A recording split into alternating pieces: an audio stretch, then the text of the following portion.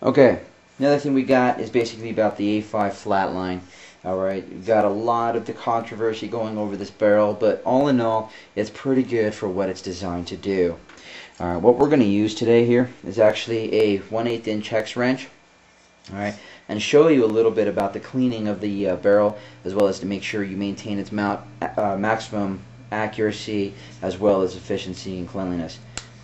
Alright, if you want to check your accuracy, or set the accuracy I should say, you want to take your hex wrench and remove the two screws that hold the end plates on.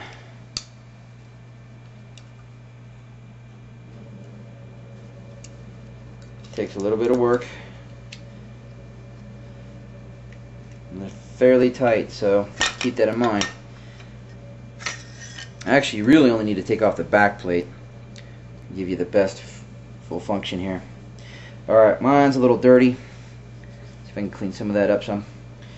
But right here, you will see a notch just back here. Alright? It's a physical notch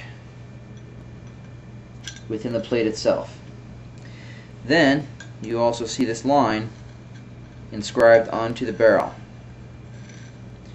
What you want to do is make sure that line is center as closely as possible on that notch.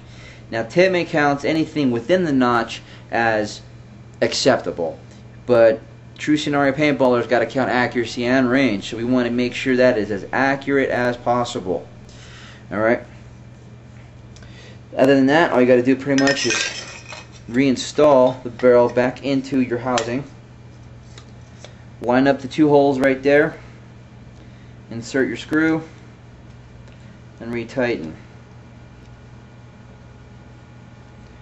Now, you can take, if you so choose, the front plate off as well, end cap. Really no point in it unless you just want to get deep clean into there and clean the inside of the tubing here. But you don't really need to, not even for cleaning of the barrel.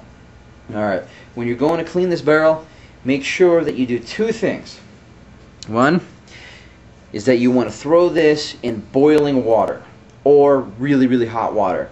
As some of you guys may have seen some earlier videos, all you really got to do is just take this whole assembly, throw it in the water of a kitchen sink or something like that, something big enough you can put the whole thing underwater. But make sure that the water is as hot as you can get. The other tool to clean, and this is mostly the field expedient version, battle swabs. Don't use anything other than this, and make sure they've got some flex to it. You don't need a whole lot, but a little bit. Now I've only got about maybe a quarter inch, maybe 1/8 of an inch flex here, so that's just enough. Just run that sucker through and do that. Don't use, well, you could use, I suppose, the rubber tip, the rubber disc type, but you won't get a whole lot of it, because inside you have a bunch of grains, the sand blasted surface, and that's what helps give the ball its backspin that it needs. It's the cloth version that's going to help you out there.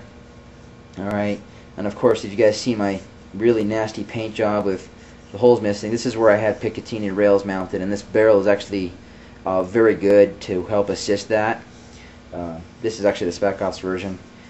But all in all, it's actually a pretty good barrel. This one's treated me pretty well, even though I no longer use it. So, but there's the A5 Flatline in a nutshell. Some basic similar techniques can also be used for the 98 Custom Flatline. Also, obviously, the disassembly is a little different.